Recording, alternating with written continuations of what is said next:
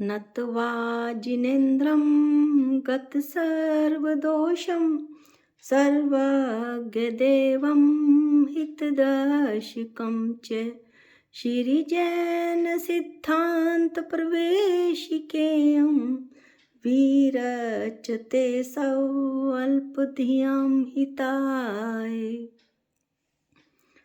आज हम जैन सिद्धांत प्रवेशिका में जीव समास का अध्ययन करेंगे। इसके लिए सबसे पहले हम कुछ शब्दों का अध्ययन कर लेते हैं। इसमें से कुछ तो हमने पहले पढ़ भी लिए हैं और कुछ अब हम नए पढ़ेंगे। नित्य निगोद किसे कहते हैं? जिसने कभी भी निगोद के सिवाय दूसरी पर्याय प्राप्त नहीं की हो, अथवा जिसने कभी भी निगोद के सिवाय दूसरी पर्याय ना तो पाई और ना वो पाएगा, उसको नित्य निगोद कहते हैं। इतर निगोद किसको कहते हैं? जो निगोद से निकलकर दूसरी पर्याय पाकर फिर निगोद में ही उत्पन्न हो जाए, उसको इतर निगोद कहते हैं। अब तीसरी परिभाषा हम पढ़ते हैं। पर्याप्त किसे कहते हैं? जिनकी शरीर पर्याप्ति छह पर्याप्तियां पूर्ण हो जाती हैं, उन्हें पर्याप्त कहते हैं। निर्वृत्ति अपर्याप्त किसे कहते हैं? शरीर पर्याप्ति पूर्ण होने से पूर्व निर्वृत्ति अपर्याप्त कहलाता है जीव। लब्धि अपर्याप्त, जिनकी एक भी पर्याप्ति पूर्ण होने से पहले ही मरण हो जाए। इस तरह से हमने इतर निगोद, नित्य निगोद, पर्याप्त, निर्वृत्ति अपर्याप्त और लब्धि अपर्याप्त इसका वर्णन किया। अब हम दूसरा प्रश्न लेते हैं जो जीव समास का है कि जीव समास किसे कहते हैं। जीवों के रहने के स्थानों को जीव समास कहते हैं। एक एक करके अब हम चार्ट की सहायता से, ताकि हमें पढ़ने में आसानी हो जाए, ये देखेंगे कि ये किस तरह से जीव समास होते हैं। पहला जो है, चार्ट की सहायता से जो हम पढ़ रहे हैं वो संक्षेप में 14 जीव समास होते हैं। इनके भेद दिखाई पड़ रहे होंगे आपको। एक इंद्रिय, द्वि इंद्रिय, त्रि-इंद्रिय, चतुर इंद्रिय और पंच इंद्रिय। एक इंद्रिय के दो भेद हो गए, बादर और सूक्ष्म। पंच इंद्रिय के असेनी और सेनी। नंबर भी डले हुए हैं, 1, 2, 3, 4, 5, 6 और 7 और ये सातों ही पर्याप्त और अपर्याप्त होते हैं। इस तरह 7 गुणा 2 मिलाकर 14। संक्षेप में 14 जीव समास होते हैं। ये हमने चार्ट की सहायता से बहुत अच्छे से समझ लिया। ये गौमट सार जीव कांड का रेखा चित्र एवं तालिकाओं में बना हुआ शास्त्र है और इसमें बहुत अच्छे से पूरा मैथमेटिकल शास्त्र है। इसे बहुत अच्छे से समझाया गया है, जो कि सामान्य मूल ग्रंथ में इतनी आसानी से समझ नहीं आता है। अब हम देखेंगे अगले चार्ट में कि सामान्य से जीव समास के 19 भेद कैसे हुए। चार्ट में आपको बिल्कुल साफ दिखाई पड़ रहा होगा कि जो सामान्य से जीव समास के 19 भेद हैं, वो करने के लिए सबसे पहले इसे 3 भागों में बांटा। एक इंद्रिय के 14 भेद, विकल इंद्रिय के 3 भेद और सकल इंद्रिय के 2 भेद। एक इंद्रिय के 14 भेद पृथ्वी, जल, अग्नि, वायु, नित्य निगोद और इतर निगोद, ये 6 जो हैं वो बादर और सूक्ष्म दोनों हैं। जैसा कि टेबल भी बनी हुई है तो ये 6 गुणा 2 बराबर 12 हुए। अब वनस्पति में प्रत्येक वनस्पति, प्रतिष्ठित प्रत्येक और अप्रतिष्ठित प्रत्येक, इस तरह से 1 गुणा 2 बराबर 2, तो एक इंद्रिय कुल मिलाकर 14 हुए। विकल इंद्रिय 3, दी इंद्रिय, त्रि इंद्रिय और चतुर इंद्रिय। सकल इंद्रिय 2, असेनी और सेनी। इस तरह से कुल मिलाकर सामान्य से जीव समास के 19 भेद हुए, जो हमें पढ़ने में बहुत ज़्यादा मुश्किल होती थी। मूल ग्रंथ से पढ़ना अत्यंत आवश्यक है और ज़रूरी भी, लेकिन जब कोई शास्त्र इतना कठिन हो जिसे आसानी से समझाया जा रहा हो तो हमें उसकी सहायता जरूर लेनी चाहिए। तो जीव समास के 19 भेद हुए। एक इंद्रिय के 14, विकल इंद्रिय के 3, सकल इंद्रिय के 2, 14 + 3 + 2, टोटल मिलाकर 19। अब जीव समास के हम 57 भेद देखेंगे कि 57 भेद कैसे बने।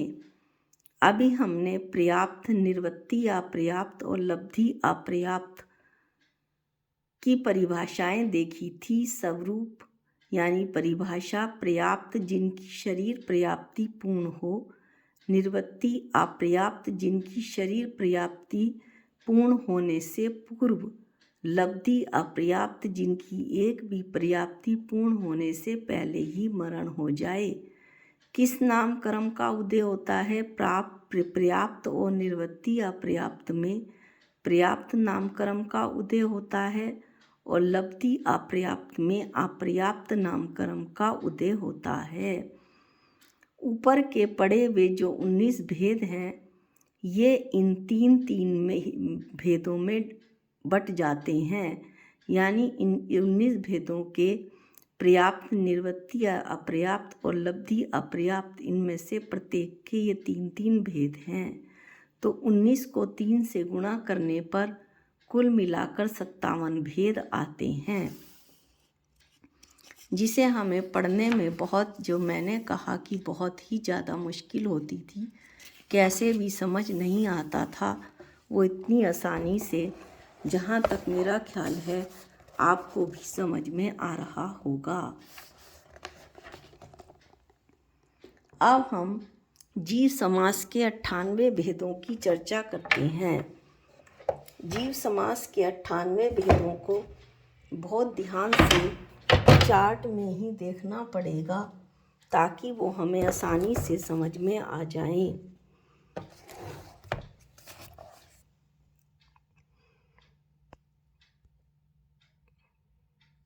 चार्ट को मैंने थोड़ा बड़ा कर दिया है।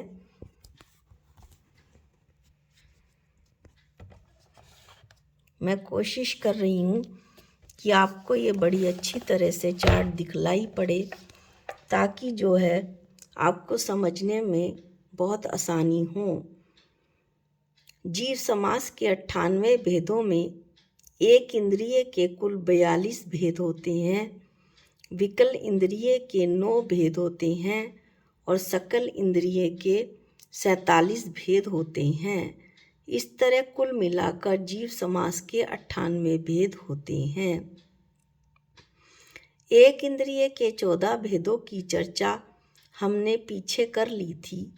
अब ये जो 14 हैं, वो इनमें से प्रत्येक तीन प्रकार का होता है। पर्याप्त, निर्वृत्ति अपर्याप्त और लब्धि अपर्याप्त। तो 14 को 3 से गुणा करने पर 42 आता है। ये आप देख भी सकते हैं, इन्होंने समझा रखा है। पृथ्वी, जल, अग्नि, वायु, बादर और सूक्ष्म, ये कुल मिलाकर 6 और 2 से गुणा करने पर ये पृथ्वी, जल, अग्नि, वायु, नित्य निगोद, इतर निगोद, ये 6 हैं और ये 6 के 6 बादर सूक्ष्म होते हैं, बराबर 12।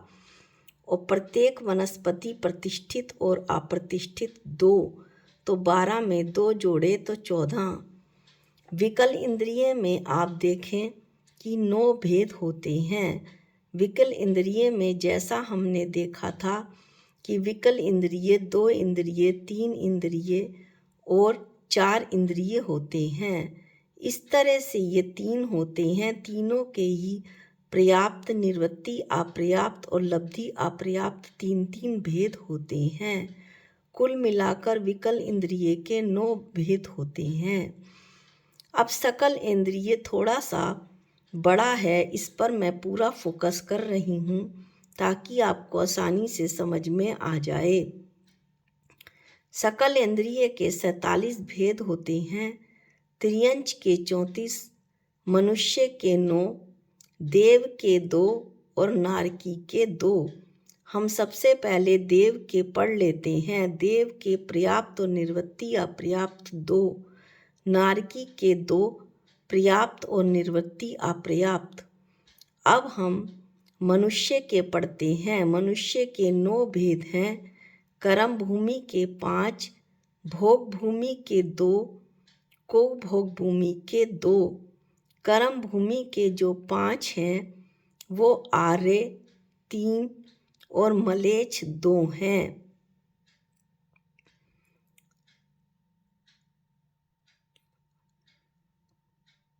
आर्य 3 कैसे हुए? आर्य के भी 2 भेद हो गए, गर्भज और सम्मूर्छन। तो गर्भज में पर्याप्त और निर्वृत्ति अपर्याप्त हो गए। इस तरह से कुल मिलाकर 2 हुए। और जो सम्मूर्छन है वो लब्धि अपर्याप्त होते हैं 1, 2 और 1 मिलकर 3 बने। इस तरह से कर्म भूमि के आर्य के 3 हुए। मलेच्छ के 2 में पर्याप्त और निर्वृत्ति अपर्याप्त ही होता है, इसलिए ये 2 भेद हुए। टोटल मिलाकर कर्म भूमि के 5 हुए। मुझे आशा है आपको समझ में आ रहा होगा। भोग भूमि के 2 पर्याप्त और निर्वृत्ति अपर्याप्त, और कुभोग भूमि के भी 2 पर्याप्त और निर्वृत्ति अपर्याप्त।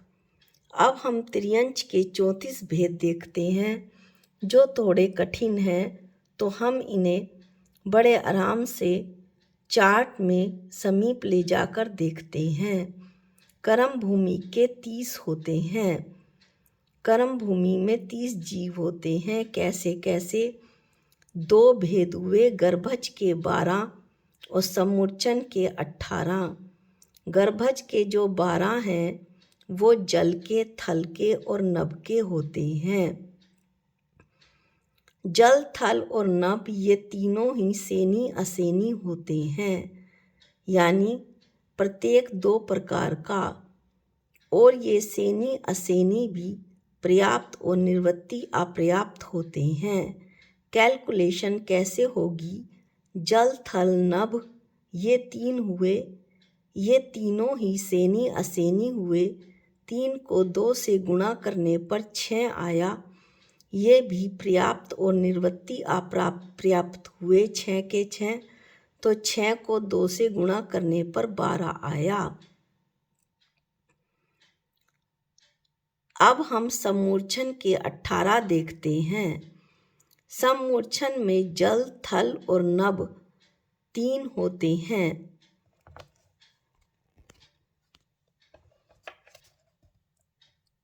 जल, थल और नभ सम्मूर्छन में 3 होते हैं।